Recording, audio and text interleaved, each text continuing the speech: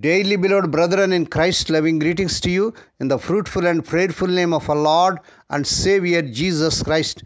Today, August 15th, 2025, Friday, Holy Trinity Church Ministries presents Daily Manna. Today's subject, freedom to prosper. Freedom to prosper. Now let us open our Bibles and read a verse from Galatians 5th chapter, 1st verse. Stand fast, therefore, in the liberty by which Christ has made us free, and do not be entangled again with the yoke of bondage. May God add His blessings through the reading of His precious word. Dear children of God, saints of God, I wish you a happy Independence Day.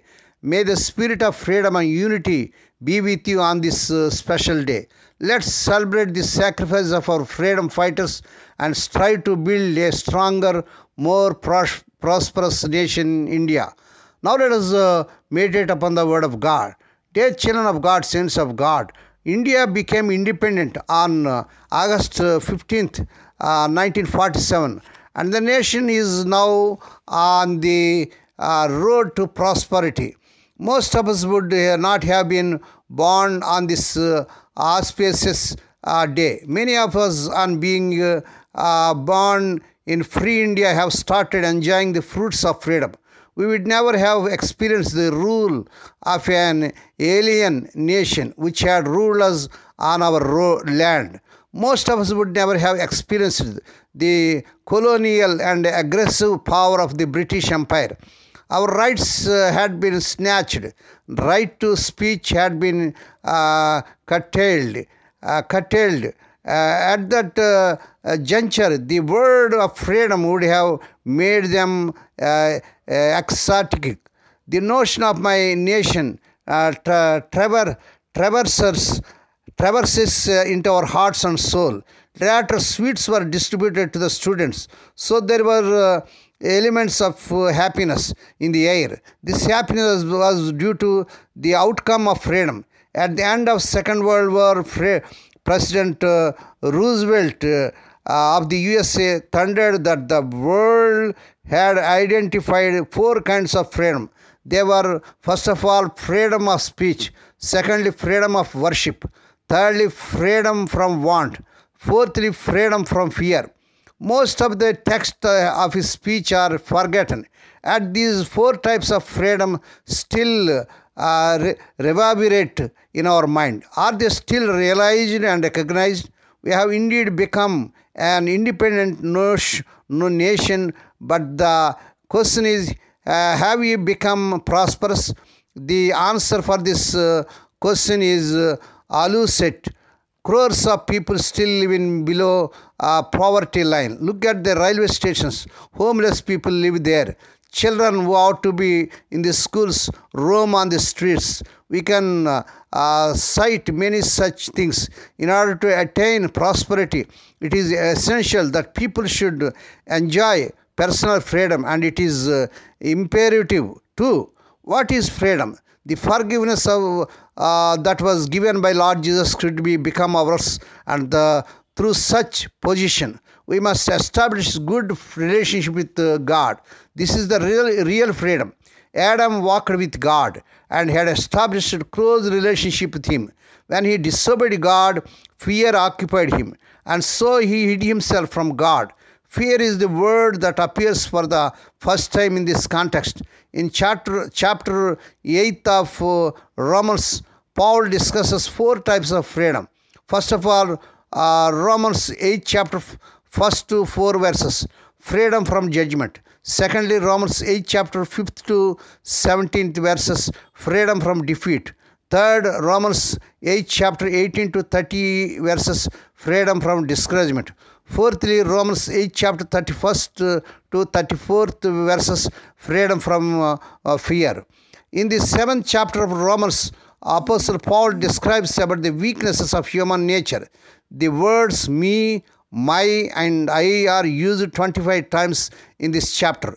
If you create a throne for your sake in your heart, struggles will follow wherever you go. The word lie is used 23 times. What does it indicate? I cannot get freedom by myself. Law too does not offer them.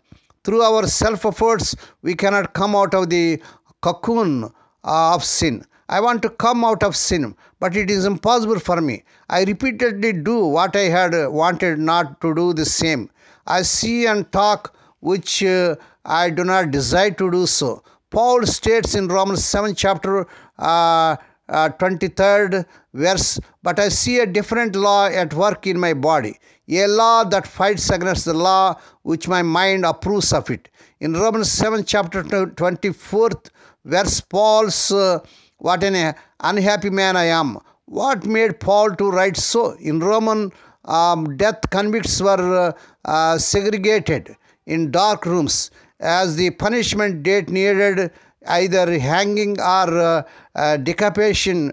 Some water would be pressed into the rooms of such convicts where water level would be up to the ankle depth. The convict could neither sleep nor sit. A dead body would be tied to the back of the convict, standing in ankle-deep water with corpse on the back would make life of hell. The dead body on the back would decompose and putrefy.